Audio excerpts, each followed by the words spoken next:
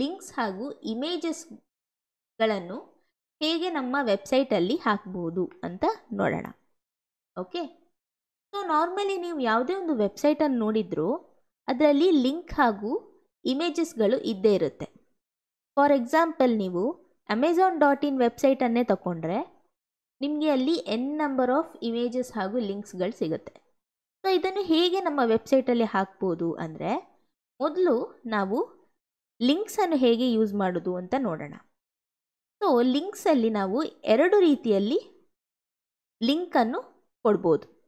ಒಂದು external link, ಇನ್ನೊಂದು internal link. Okay, external link ಅಂದರೆ ನಾವು ಒಂದು ವೆಬ್ಸೈಟಿನ, ಯಾವುದೇ ಒಂದು ಎಕ್ಸ್ಟರ್ನಲ್ ವೆಬ್ಸೈಟಿನ ಒಂದು ಲಿಂಕನ್ನು ನಾವು ಕೊಡುವಂಥದ್ದು. ಓಕೆ, ಇಂಟರ್ನಲ್ ಲಿಂಕ್ ಅಂದರೆ ನಾವು ನಮ್ಮ ಈ ಪ್ರಾಜೆಕ್ಟ್ ಫೋಲ್ಡರ್ ಒಳಗೆ ಇರುವಂತಹ ಫೈಲ್ಸಿಗೆ ಲಿಂಕ್ ಮಾಡುವಂಥದ್ದು. ಓಕೆ, ಸೊ ಹೇಗೆ ಮಾಡ್ಬೋದು ಅಂತ ನೋಡೋಣ. ಮೊದಲು ಎಕ್ಸ್ಟರ್ನಲ್ ಲಿಂಕ್. ಓಕೆ, ಸೊ ನಾವು ಒಂದು ಲಿಂಕನ್ನು ನಮ್ಮ ವೆಬ್ಸೈಟಲ್ಲಿ ಹಾಕಬೇಕು ಅಂದರೆ ನಾವು ಆ್ಯಂಕರ್ ಟ್ಯಾಗನ್ನು ಯೂಸ್ ಮಾಡಬೇಕಾಗತ್ತೆ. ಓಕೆ, ಸೊ ನಾವು ಇದನ್ನು ಆ್ಯಂಕರ್ ಟ್ಯಾಗ್ ಅಂತ ಹೇಳ್ತೀವಿ. ಓಕೆ, ಸೊ ಇಲ್ಲಿ ನಾನು ಕ್ಲಿಕ್ ಹಿಯರ್ ಅಂತ ಕೊಡ್ತೀನಿ. ಓಕೆ, ಸೊ ಇಲ್ಲಿ ನೀವು ನೋಡ್ಬೋದು ಈ ಟೆಕ್ಸ್ಟ್ ಇಲ್ಲಿ ಡಿಸ್ಪ್ಲೇ ಆಗ್ತಾ ಇದೆ. ಸೊ ನಾನು ಈ ಟೆಕ್ಸ್ಟನ್ನು ಕ್ಲಿಕ್ ಮಾಡಿದಾಗ ನನಗೆ ಎಲ್ಲಿ ಅಂದರೆ ಯಾವ ಪೇಜಿಗೆ ನ್ಯಾವಿಗೇಟ್ ಆಗಬೇಕು ಅಥವಾ ಯಾವ ವೆಬ್ಸೈಟಿಗೆ ನ್ಯಾವಿಗೇಟ್ ಆಗಬೇಕು ಅಂತ ನಾವು ಇಲ್ಲಿ ಆಟ್ರಿಬ್ಯೂಟ್ ಮುಖಾಂತರ ಕೊಡುವಂಥದ್ದು. ಓಕೆ, ಸೊ ಈ ಆಟ್ರಿಬ್ಯೂಟ್ ಅಂದರೆ ಯಾವುದೇ ಒಂದು ಟ್ಯಾಗಿಗೆ ಎಡಿಷ್ನಲ್ ಇನ್ಫಾರ್ಮೇಷನನ್ನು ಕೊಡಲಿಕ್ಕೆ ನಾವು ಆಟ್ರಿಬ್ಯೂಟ್ಸನ್ನು ಯೂಸ್ ಮಾಡ್ತೀವಿ. ಓಕೆ, ಸೊ ಈ ಆ್ಯಂಕರ್ ಟ್ಯಾಗಿಗೆ ಒಂದು ಇಂಪಾರ್ಟೆಂಟ್ ಆಟ್ರಿಬ್ಯೂಟ್ ಇದೆ. ಅದು ಯಾವುದು ಅಂದರೆ href. ಓಕೆ, ಸೊ ಇಲ್ಲಿ ನಾನು ಕ್ಲಿಕ್ ಮಾಡಿದಾಗ ಯಾವ ಪೇಜಿಗೆ ಹೋಗಬೇಕು ಅಂತ ನಾವು URL ಅನ್ನು ಈ href ಒಳಗೆ ಕೊಡುವಂಥದ್ದು. ಓಕೆ, ಫಾರ್ ಎಕ್ಸಾಂಪಲ್ ನಾನು ಇಲ್ಲಿ http://www.google.com ಅಂತ ಕೊಡ್ತೀನಿ. ಓಕೆ, ಇವಾಗ ನಾನು ಸೇವ್ ಮಾಡ್ತೀನಿ. ಇವಾಗ ನಾನಿಲ್ಲಿ ಕ್ಲಿಕ್ ಮಾಡಿದರೆ ನಮಗೆ ಗೂಗಲಿನ ಹೋಮ್ ಪೇಜ್ ಡಿಸ್ಪ್ಲೇ ಆಗ್ತಾ ಇದೆ. ಓಕೆ, ಸೊ ನೀವು ಇಲ್ಲಿ ನೋಡಿರ್ಬೋದು, ಇಲ್ಲಿ ನಾವು ಕ್ಲಿಕ್ ಮಾಡಿದಾಗ ನಮಗೆ ಈ ಗೂಗಲ್ ಪೇಜ್ ಇದೇ ಸೇಮ್ ಟ್ಯಾಬಲ್ಲಿ ಡಿಸ್ಪ್ಲೇ ಆಗುತ್ತೆ. ನಮಗೆ ಇವಾಗ ನಮ್ಮ ವೆಬ್ಸೈಟಿಗೆ ಹೋಗಬೇಕು ಅಂದರೆ ನಾವಿಲ್ಲಿ ಬ್ಯಾಕ್ ಕೊಡಬೇಕಾಗತ್ತೆ. ಸೊ ನಾರ್ಮಲಿ ಈ ಥರ ಆಗಲ್ಲ. ಯಾವುದೇ ಒಂದು ವೆಬ್ಸೈಟಲ್ಲಿ ನಾವು ಒಂದು ಕ್ಲಿಕ್ಕನ್ನು ಕೊಟ್ಟಾಗ ಹೊಸ ಟ್ಯಾಬಲ್ಲಿ ಆ ಪೇಜ್ ಓಪನ್ ಆಗುತ್ತೆ. ಸೊ ಆ ಥರ ಮಾಡೋದಕ್ಕೆ ನಾವು ಇಲ್ಲಿ ಇನ್ನೊಂದು ಆಟ್ರಿಬ್ಯೂಟನ್ನು ಕೊಡಬೇಕಾಗತ್ತೆ. ಅದು ಯಾವುದು ಅಂದರೆ ಟಾರ್ಗೆಟ್ ಆಟ್ರಿಬ್ಯೂಟ್. ಓಕೆ, ಈ ಆಟ್ರಿಬ್ಯೂಟ್ ಒಳಗೆ ನಾನು _blank ಅಂತ ಕೊಡ್ತೀನಿ. ಓಕೆ, ಸೊ ಹೀಗೆ ಕೊಡೋದ್ರಿಂದ ಏನಾಗುತ್ತೆ ಅಂದರೆ, ನೀವು ಇವಾಗ ಇಲ್ಲಿ ಕ್ಲಿಕ್ ಮಾಡಿದರೆ ನೋಡಿ ಇಲ್ಲೊಂದು ಹೊಸ ಟ್ಯಾಬ್ ಓಪನ್ ಆಗಿದೆ. ಓಕೆ, ಸೊ ಇಲ್ಲಿ ಗೂಗಲ್ ಪೇಜ್ ಓಪನ್ ಆಗಿದೆ. ಓಕೆ, ಸೊ ನಾವು ಈ ಥರ ಒಂದು ಲಿಂಕನ್ನು ಕೊಡ್ಬೋದು. ಓಕೆ, ನೆಕ್ಸ್ಟ್ ನಾವು ಎಕ್ಸ್ಟರ್ನಲ್ ಲಿಂಕ್ ನೋಡಿ ಆಯಿತು. ನೆಕ್ಸ್ಟ್ ನಾವು ಇಂಟರ್ನಲ್ ಲಿಂಕನ್ನು ಹೇಗೆ ಕೊಡ್ಬೋದು ಅಂತ ನೋಡೋಣ. Internal link. ಓಕೆ, ಸೊ ಇಲ್ಲಿ ನಮ್ಮ ಈ ಫೋಲ್ಡರಿಗೆ ಹೋದರೆ ಈ HTML ಫೋಲ್ಡರ್ ಒಳಗೆ ನಮಗೆ ಇಲ್ಲಿ index.html ಅನ್ನೋ ಒಂದು ಫೈಲ್ ಇದೆ. ಸೊ ನಾವು ನಮ್ಮ ಲಾಸ್ಟ್ ಕ್ಲಾಸಲ್ಲಿ ಹೆಡ್ಡಿಂಗ್ ಹಾಗೂ ಪ್ಯಾರಾಗ್ರಾಫ್ ಟ್ಯಾಗ್ಗಳ ಬಗ್ಗೆ ಕಲ್ತಿದ್ವಿ. ಸೊ ಅದು ನಾವು ಈ index.html ಫೈಲಲ್ಲಿ ಬರೆದಿರುವಂಥದ್ದು. ಸೊ ನಾವಿವಾಗ ಈ ಫೈಲಿಗೆ ಹೇಗೆ ಲಿಂಕ್ ಮಾಡ್ಬೋದು ಅಂತ ನೋಡೋಣ. ಓಕೆ, ಸೊ ಮೊದಲು ಆ್ಯಂಕರ್ ಟ್ಯಾಗನ್ನು ಬರೆದು ಓಕೆ, ಇಲ್ಲಿ ನಾನು ಕ್ಲಿಕ್ ಹಿಯರ್ ಅಂತ ಕೊಡ್ತೀನಿ. ಓಕೆ, ಈ ಆ್ಯಂಕರ್ ಟ್ಯಾಗ್ ಒಳಗೆ ಸೊ ಯಾವುದೇ ಒಂದು ಆಟ್ರಿಬ್ಯೂಟ್ ಬರೆಯುವಾಗ, ಯಾವುದೇ ಒಂದು ಟ್ಯಾಗಿಗೆ ನಾವು ಆಟ್ರಿಬ್ಯೂಟ್ ಬರೆಯೋದಿದ್ರೂ ನಾವು ಆ ಟ್ಯಾಗಿನ ಓಪನಿಂಗ್ ಟ್ಯಾಗ್ ಒಳಗೆ ಬರೆಯುವಂಥದ್ದು. ಓಕೆ, ಸೊ ಇಲ್ಲಿ ನಾನು href ಅಂತ ಕೊಟ್ಟು ಇಲ್ಲಿ ನಾನು ಆ ಫೈಲಿನ ಪಾತನ್ನು ಕೊಡ್ತೀನಿ. ಓಕೆ, ಸ್ಲ್ಯಾಶ್ ನೋಡಿ, ಸ್ಲ್ಯಾಶ್ ಅಂತ ಕೊಟ್ಟಾಗಲೇ ನಮಗೆ ಇಲ್ಲಿ ಲಿಸ್ಟ್ ಆಫ್ ಫೈಲ್ಸ್ ಡಿಸ್ಪ್ಲೇ ಆಗ್ತಾ ಇದೆ. ಓಕೆ, ಸೊ ನನಗೆ ಬೇಕಿರೋದು index.html. ಸೊ ಇಲ್ಲಿ index.html ಅನ್ನು ಬರೆದು ಇವಾಗ ನಾನು ಸೇವ್ ಮಾಡ್ತೀನಿ. ಇಲ್ಲಿ ನಾನು ಕ್ಲಿಕ್ ಹಿಯರ್ ಅಂತ ಕೊಟ್ಟಾಗ ನೋಡಿ, ನಾವು ನಮ್ಮ ಲಾಸ್ಟ್ ವಿಡಿಯೋದಲ್ಲಿ ನೋಡಿದಂತಹ ಫೈಲ್ ಇಲ್ಲಿ ಡಿಸ್ಪ್ಲೇ ಆಗ್ತಾ ಇದೆ. ಓಕೆ, ಸೊ ಇದು ಸೇಮ್ ಟ್ಯಾಬಲ್ಲಿ ಡಿಸ್ಪ್ಲೇ ಆಗ್ತಿದೆ. ನಮಗೆ ಆ ಥರ ಆಗೋದು ಬೇಡ. ಸೊ ನಾನು ಇಲ್ಲಿ ಟಾರ್ಗೆಟ್ ಆಟ್ರಿಬ್ಯೂಟನ್ನು ಹಾಕಿ ಅಂಡರ್ಸ್ಕೋರ್ ಬ್ಲ್ಯಾಂಕ್ ಅಂತ ಕೊಡ್ತೀನಿ. ಓಕೆ, ಇವಾಗ ನೀವು ಕ್ಲಿಕ್ ಮಾಡಿದರೆ ಹೊಸ ಟ್ಯಾಬಲ್ಲಿ ಈ ಫೈಲ್ ಓಪನ್ ಆಯಿತು. ಓಕೆ, ಸೊ ಈ ಥರ ನಾವು ಒಂದು ಲಿಂಕನ್ನು ನಮ್ಮ ವೆಬ್ಸೈಟಲ್ಲಿ ಹಾಕುವಂಥದ್ದು. ಸೊ ಇಲ್ಲಿ ನೀವು ನೋಡಿದರೆ 2 ಲಿಂಕ್ ಕೂಡ ಒಟ್ಟಿಗೆ ಡಿಸ್ಪ್ಲೇ ಆಗ್ತಾ ಇದೆ. ಸೊ ಅದಕ್ಕೆ ನಾನಿಲ್ಲಿ ಪ್ಯಾರಾಗ್ರಾಫ್ ಟ್ಯಾಗ್ ಒಳಗೆ ಈ ಲಿಂಕನ್ನು ಬರಿತೀನಿ. ಸೊ ದ್ಯಾಟ್ ನಮಗೆ ಒಂದಾದ್ಮೇಲೆ ಒಂದು ಡಿಸ್ಪ್ಲೇ ಆಗುತ್ತೆ.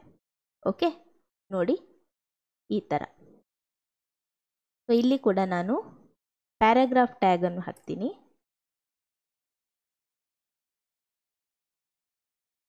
ಓಕೆ ಓಕೆ, ಸೊ ಈ ಥರ ನಾವು ಒಂದು ಲಿಂಕನ್ನು ನಮ್ಮ ವೆಬ್ಸೈಟಲ್ಲಿ ಹಾಕ್ಬೋದು. ಸೊ ನೆಕ್ಸ್ಟ್ ನಾವು ಇಮೇಜ್ ಟ್ಯಾಗ್ಗಳ ಬಗ್ಗೆ ಕಲಿಯೋಣ. Okay, image tag. ಸೊ ನಾವು ನಮ್ಮ ವೆಬ್ಸೈಟಲ್ಲಿ ಒಂದು ಇಮೇಜ್ ಹಾಕಬೇಕು ಅಂದರೆ 2 ರೀತಿಯಲ್ಲಿ ಹಾಕ್ಬೋದು. ಓಕೆ, ಇದು ಕೂಡ ಒಂದು ಎಕ್ಸ್ಟರ್ನಲ್ ಇಮೇಜಸನ್ನು ಹಾಕ್ಬೋದು, ಇನ್ನೊಂದು internal images or local images ಅಂತ ಹೇಳ್ಬೋದು.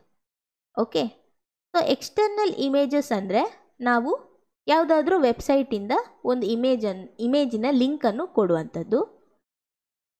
Local image or internal image ಅಂದರೆ ನಮ್ಮ ಈ ಫೋಲ್ಡರ್ ಒಳಗೆ ಇರುವಂತಹ ಇಮೇಜನ್ನು ಹಾಕುವಂಥದ್ದು. ಓಕೆ, ಸೊ ಯಾವ ಥರ ಅಂತ ನೋಡೋಣ. ಸೊ ಇಲ್ಲಿ ಇಮೇಜ್ ಟ್ಯಾಗನ್ನು ಇಮೇಜನ್ನು ಹಾಕಲಿಕ್ಕೆ ನಾವು ಇಮೇಜ್ ಟ್ಯಾಗನ್ನು ಯೂಸ್ ಮಾಡ್ತೀವಿ. ಓಕೆ, ಸೊ ಇಲ್ಲಿ IMG ಇಮೇಜ್ ಟ್ಯಾಗನ್ನು ಯೂಸ್ ಮಾಡ್ತೀವಿ. ಸೊ ಈ image tag self closing tag ಆಗಿರುತ್ತೆ. ಓಕೆ, ಇದರಲ್ಲಿ ಓಪನಿಂಗ್ ಟ್ಯಾಗ್ ಹಾಗೂ ಕ್ಲೋಸಿಂಗ್ ಟ್ಯಾಗ್ ಇಲ್ಲ, ಇದು ಸೆಲ್ಫ್ ಕ್ಲೋಸಿಂಗ್ ಟ್ಯಾಗ್. ಸೊ ಇದಕ್ಕೂ ಕೂಡ ಕೆಲವೊಂದು ಆಟ್ರಿಬ್ಯೂಟ್ಸ್ಗಳಿದೆ.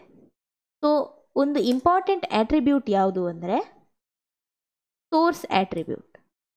ಓಕೆ, ಈ ಸೋರ್ಸ್ ಆಟ್ರಿಬ್ಯೂಟ್ ಏನು ಮಾಡುತ್ತೆ ಅಂದರೆ ನಮಗೆ ನಾವು ಯಾವ ಇಮೇಜನ್ನು ಡಿಸ್ಪ್ಲೇ ಮಾಡಬೇಕೋ ಆ ಇಮೇಜಿನ URL ಅನ್ನು ಈ ಸೋರ್ಸ್ ಆಟ್ರಿಬ್ಯೂಟ್ ಒಳಗೆ ಬರೆಯುವಂಥದ್ದು. ಓಕೆ, ಸೊ ಇಲ್ಲಿ ನಾನು ಒಂದು ವೆಬ್ಸೈಟಿಂದ ಒಂದು ಲಿಂಕನ್ನು ಇಲ್ಲಿ ಪೇಸ್ಟ್ ಮಾಡ್ತೀನಿ. ಸೊ ಇಲ್ಲಿ source.unsplash ಅನ್ನುವ ಒಂದು ವೆಬ್ಸೈಟಿಂದ ನಾನು ಒಂದು ಲಿಂಕನ್ನು ತೆಗಿತೀನಿ. ಸೊ ಇಲ್ಲಿ ನಿಮಗೆ n ನಂಬರ್ ಆಫ್ ಇಮೇಜಸ್ಗಳು ಸಿಗುತ್ತೆ. ಓಕೆ, ನಿಮಗೆ ಯಾವುದು ಬೇಕೋ ಅದು ಇಮೇಜಸನ್ನು ಯೂಸ್ ಮಾಡ್ಬೋದು. ಓಕೆ, ಸೊ ಇಲ್ಲಿ ನಾನು ಈ ಲಿಂಕನ್ನು ಕಾಪಿ ಪೇಸ್ಟ್ ಮಾಡ್ತೀನಿ. Ctrl+C, ಇಲ್ಲಿ ನಾನು ಪೇಸ್ಟ್ ಮಾಡ್ತೀನಿ.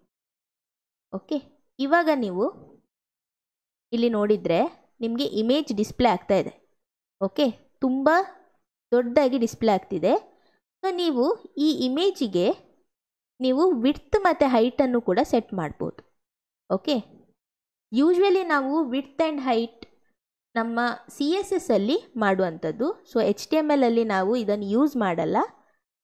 ಓಕೆ, ಸೊ ಬೇಕಿದ್ದರೆ ನೀವು ವಿಡ್ತನ್ನು ಕೊಡ್ಬೋದು using width attribute.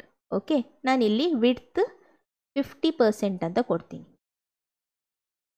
Okay, so ಇವಾಗ ನೋಡಿದರೆ ನಿಮಗೆ ಇಲ್ಲಿ ಇಮೇಜ್ ಚಿಕ್ಕದಾಗಿ ಕಾಣಿಸ್ತಾ ಇದೆ. ಓಕೆ, ನಿಮಗೆ ಬೇಕಾದರೆ ಹೈಟನ್ನು ಕೂಡ ಕೊಡ್ಬೋದು. ಯೂಶ್ವಲಿ ವಿಡ್ತನ್ನು ಕೊಟ್ಟಾಗ ಹೈಟ್ ಕೂಡ ಸೆಟ್ ಆಗುತ್ತೆ. ಸೊ ನಿಮಗೆ ಬೇಕಿದ್ದರೆ ಇಲ್ಲಿ ಹೈಟ್ ಕೂಡ ಕೊಡ್ಬೋದು. ಓಕೆ, ಸೊ ಇಲ್ಲಿ ಹೈಟ್ ಇಲ್ಲಿ ನಾನು 50% ಕೊಡ್ತೀನಿ. ಓಕೆ, ಸೊ ಇಲ್ಲಿ ಇಮೇಜ್ ರ್ಯಾಂಡಮ್ ಆಗಿ ಜನ್ರೇಟ್ ಆಗ್ತಾ ಇದೆ. ಓಕೆ, ಸೊ ಈ ಲಿಂಕಲ್ಲಿ ತುಂಬ ಇಮೇಜಸ್ಗಳಿದೆ, ಅದು ರ್ಯಾಂಡಮ್ ಆಗಿ ಜನ್ರೇಟ್ ಆಗುತ್ತೆ. Okay, so next important attribute ಯಾವುದು ಅಂದರೆ alternate attribute. Okay, ALT. So ಇದು ಯಾವಾಗ ಯೂಸ್ ಆಗುತ್ತೆ ಅಂತ ಹೇಳ್ತೀನಿ. ಸೊ ಇಲ್ಲಿ ನಾನು ಮೈ ಇಮೇಜ್ ಅಂತ ಬರಿತೀನಿ. ಓಕೆ, ಈ ಆಲ್ಟ್ ಆಟ್ರಿಬ್ಯೂಟ್ ಒಳಗೆ ನಾನು ಮೈ ಇಮೇಜ್ ಅಂತ ಬರಿತೀನಿ. ಓಕೆ, ಸೊ ಇಲ್ಲಿ ಇದು ಟೆಕ್ಸ್ಟ್ ಯಾವಾಗ ಡಿಸ್ಪ್ಲೇ ಆಗುತ್ತೆ ಅಂದರೆ ನೀವು ಕೊಟ್ಟಂತಹ URL ರಾಂಗ್ ಆಗಿದ್ದರೆ ನಿಮಗೆ ಆ ಟೆಕ್ಸ್ಟ್ ಡಿಸ್ಪ್ಲೇ ಆಗುತ್ತೆ.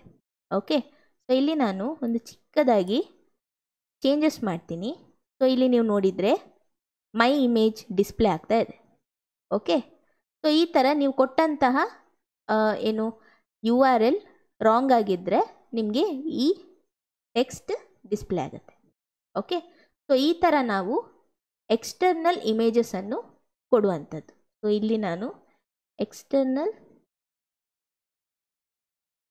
ಇಮೇಜ್ ಅಂತ ಕೊಡ್ತೀನಿ. ಓಕೆ, ನೆಕ್ಸ್ಟ್ ನಾವು ಇಂಟರ್ನಲ್ ಇಮೇಜಸನ್ನು ಅಂದರೆ ನಮ್ಮ ಫೋಲ್ಡರ್ ಒಳಗೆ ಇರುವಂತಹ ಇಮೇಜಸನ್ನು ಹೇಗೆ ಡಿಸ್ಪ್ಲೇ ಮಾಡ್ಬೋದು ಅಂತ ನೋಡೋಣ.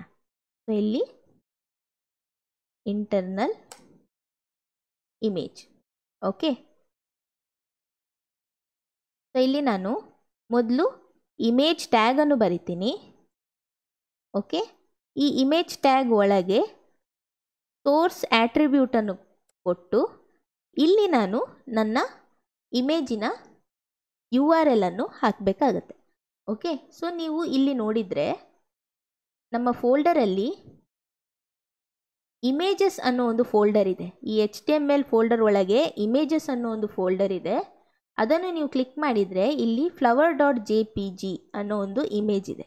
ಸೊ ನನಗೆ ಈ ಇಮೇಜ್ ನನಗೆ ಇವಾಗ ಡಿಸ್ಪ್ಲೇ ಮಾಡಬೇಕು. ಓಕೆ, ಸೊ ಇಲ್ಲಿ ನಾನು ಸ್ಲ್ಯಾಶ್ ಅಂತ ಕೊಡ್ತೀನಿ. ಸ್ಲ್ಯಾಶ್ ಅಂತ ಕೊಟ್ಟಾಗ ನಿಮಗೆ ಇಲ್ಲಿ list of files and folders display ಆಗುತ್ತೆ. ಇಲ್ಲಿ ನಾನು ಇಮೇಜಸನ್ನು ಸೆಲೆಕ್ಟ್ ಮಾಡ್ತೀನಿ. ಆ ಇಮೇಜಸ್ ಫೋಲ್ಡರ್ ಒಳಗೆ flower.jpg ಇದೆ. ಓಕೆ, ಸೊ ಇಲ್ಲಿ ನೀವು ನೋಡಿದರೆ ನಮಗೆ ಇಮೇಜ್ ಡಿಸ್ಪ್ಲೇ ಆಗ್ತಾ ಇದೆ. ಸೊ ನಮಗೆ ಒಂದಾದ ಮೇಲೆ ಒಂದು ಡಿಸ್ಪ್ಲೇ ಆಗಬೇಕು ಅಂದರೆ ನೀವು ಇಲ್ಲಿ ಪ್ಯಾರಾಗ್ರಾಫ್ ಟ್ಯಾಗ್ ಒಳಗೆ ಬರಿಬೋದು. ಓಕೆ, ಇಲ್ಲಿ ಓಕೆ, ಸೊ ಇವಾಗ ನೋಡಿದರೆ ನಿಮಗೆ ಡಿಸ್ಪ್ಲೇ ಆಗ್ತಾ ಇದೆ. ಸೊ ಇದರಲ್ಲೂ ಕೂಡ ನೀವು ವಿಡ್ತ್ ಆ್ಯಂಡ್ ಹೈಟನ್ನು ಕೊಡ್ಬೋದು ಆ್ಯಂಡ್ ನೀವು ಆಲ್ಟರ್ನೇಟ್ ಟ್ಯಾಗನ್ನು ಕೂಡ ಕೊಡ್ಬೋದು. ಸೊ ಇಲ್ಲಿ ನಾನು ಮೈ ಇಮೇಜಸ್ ಅಂತ ಕೊಡ್ತೀನಿ. ಸೊ ಇವಾಗ ಇಲ್ಲಿ ಯಾವುದೇ ಒಂದು ಮಿಸ್ಟೇಕ್ ಮಾಡಿದರೆ, ನೀವು ನಿಮ್ಮ URL ಅಲ್ಲಿ ಯಾವುದಾದ್ರೂ ಒಂದು ಮಿಸ್ಟೇಕ್ ಮಾಡಿದರೆ ನಿಮಗೆ ಈ ಮೈ ಇಮೇಜಸ್ ಅನ್ನೋ ಟೆಕ್ಸ್ಟ್ ಇಲ್ಲಿ ಡಿಸ್ಪ್ಲೇ ಆಗುತ್ತೆ. ಓಕೆ, ಸೊ ಈ ಥರ ನಾವು ಒಂದು ಲಿಂಕ್ಸ್ ಹಾಗೂ ಇಮೇಜಸ್ಗಳನ್ನು ನಮ್ಮ ವೆಬ್ಸೈಟಲ್ಲಿ ಡಿಸ್ಪ್ಲೇ ಮಾಡುವಂಥದ್ದು. ಓಕೆ, ಸೊ ನಾವು ನಮ್ಮ ನೆಕ್ಸ್ಟ್ ವಿಡಿಯೋದಲ್ಲಿ ಲಿಸ್ಟ್ ಹಾಗೂ ಟೇಬಲ್ಸ್ಗಳನ್ನು ಯಾವ ರೀತಿಯಾಗಿ ನಮ್ಮ ವೆಬ್ಸೈಟಲ್ಲಿ ಡಿಸ್ಪ್ಲೇ ಮಾಡ್ಬೋದು ಅಂತ ನೋಡೋಣ. ಓಕೆ.